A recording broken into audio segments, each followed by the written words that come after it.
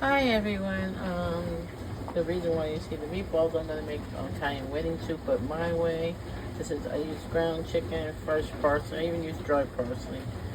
Italian seasoning, but I'm gonna use spinach in it. But I'm gonna use tortellini than the traditional pasta that people usually use.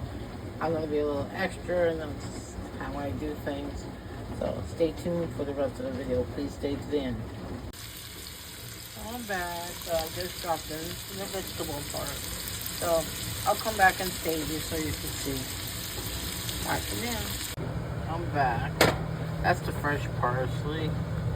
See the carrots. Those are the meatballs. Sorry, I might did too close up. Just want you to get an idea. I just dropped them in, so it needs to cook for a while, and then I'll add the spinach. Then later I'll put tortellini in it. Do a little different. Some people might not go for it, but that's what I want to do. Okay? Be back later. So here's what it looks like. It has, you can see the chicken meatball and the spinach and the tortellini. Sorry, it's too close up. So that's our dinner tonight. We're gonna have a mini rice bowl that exploded. That didn't come out so great, but they're usually good when I paid attention more. I was more focused on the soup.